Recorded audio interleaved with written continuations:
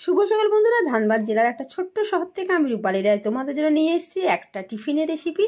সেটা বানাবো আজকে আলু আর টমেটো দিয়ে আর কাঁচা লঙ্কা দিয়ে। দেখতে পাচ্ছ আলু টমেটো আমি ভালোভাবে কেটে প্রথমে ধুয়ে রেখেছিলাম। এরপরে কড়াই তেল গরম হওয়ার পর আমি কাঁচা লঙ্কা ফোড়ন আর 5 ফোড়ন দিয়ে আমি কড়াইয়ের মধ্যে গরম তেলের মধ্যে আমি আলু আর টমেটোগুলো ছেড়ে দিয়েছি। তারপরে দিলাম ওপরে দিলাম নুন আর হলুদ দিয়ে আলুটা বেশ ভালোভাবে লাল লাল করে ভেজে নেব। তো দেখো আমি নুন হলুদ দিয়ে আলুটা ভালোভাবে নাড়িয়ে নিচ্ছি। এরপর একটা চাপা ঢাকা দিয়ে আলুগুলো লাল লাল করে ভেজে নেবো। যতক্ষণ পর্যন্ত না লাল লাল ভাজা হয়ে আসে ততক্ষণ আমি ভাজতেই থাকবো। তো দেখো ঢাকাটা আমি দিয়ে দিয়েছি। আর এরকম টিফিনে জলখাবারে তোমরা অবশ্যই বানিয়ে খাবে, দেখবে খেতে খুব সুন্দর লাগবে। এটা রুটি দিয়েও খেতে পারো, আর এটা লুচি পরোটা সব দিয়েও খেতেও দারুণ লাগে। আর সবসময় বাড়িতে তো সবজি থাকে না, কারণ বর্ষার দিন, এখন সবজি তো প্রচুর দাম। সেই জন্য আজকে ভাবলাম যে আলু চচ্চড়ি বানাই, এটা তোমাদেরকেও দেখানো হবে আর টিফিনেও খাওয়া হবে।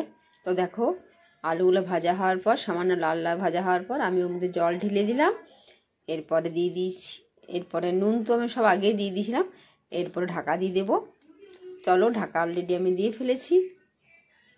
আর আজকে টিফিনে দেখো আলুটার জলটা প্রায় শুকনো হয়ে এসছে। এরপরে আমি ভালোভাবে টমেটোগুলোকে আর এরপরে দেবো সামান্য চিনি। চিনি দিলে তরকারির স্বাদটা খুব সুন্দর আসে।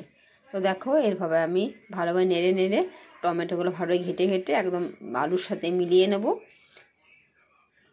আর এটা একদম গালা গালা বানাবো, কারণ এইরকম গালা গালা খেতে বেশি ভালো লাগে। দেখো তরকারি প্রায় হয়ে এসছে। আর আজকে বানাবো রুটি, আর তার সঙ্গে থাকবে আলুর চচ্চড়ি। তো দেখো আলুর চচ্চড়ি বানানো হয়ে গেছে। এরপরে আটাটা দেখো মেখে রেডি করে নিয়েছি।